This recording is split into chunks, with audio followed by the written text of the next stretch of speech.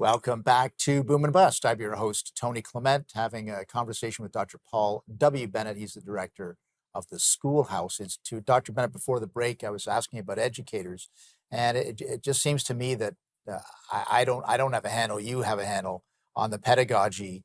How we teach our teachers.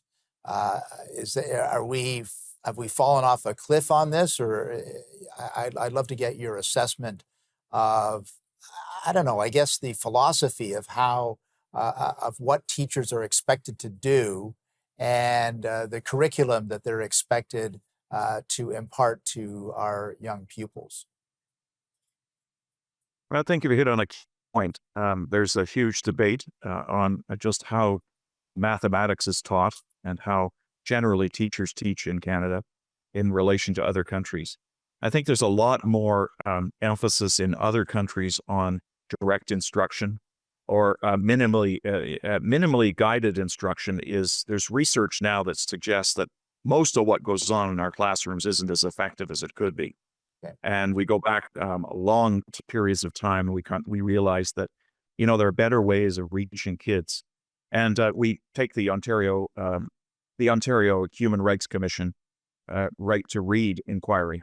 It came up with some very, very clear recommendations that the fact that kids could not read in Ontario was largely the result of teaching that was not effective, and recommended that there be much more explicit focus on teaching phonics and structured learning.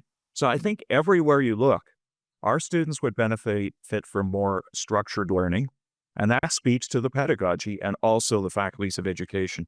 With respect to our educators, I want to go back to a point I made about the ostrich effect, which is you bury your head and you're not aware of what's going on around you.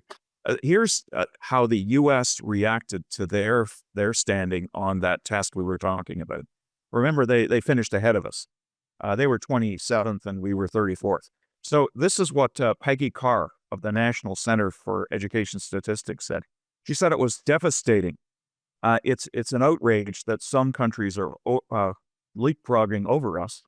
And she said that there is a serious crisis.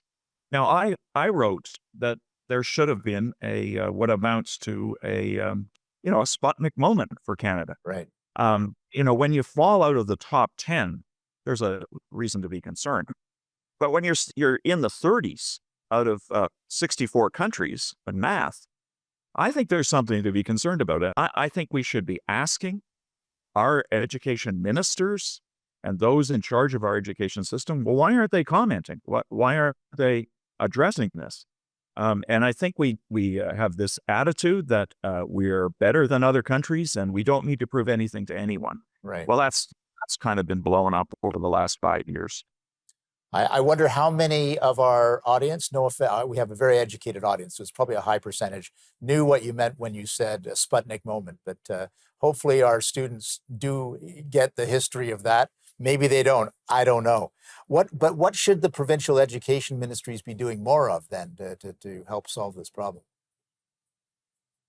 Well, first of all, I have to review how mathematics is being taught and make some changes there, because they are beginning to make moves in terms of teaching literacy at the lower levels. But math, there's too much discovery math.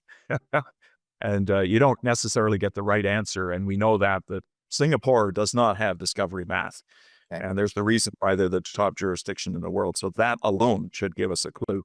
When you look at the top 5 countries in the world in mathematics, you could guess who they are. And none of them practice discovery math.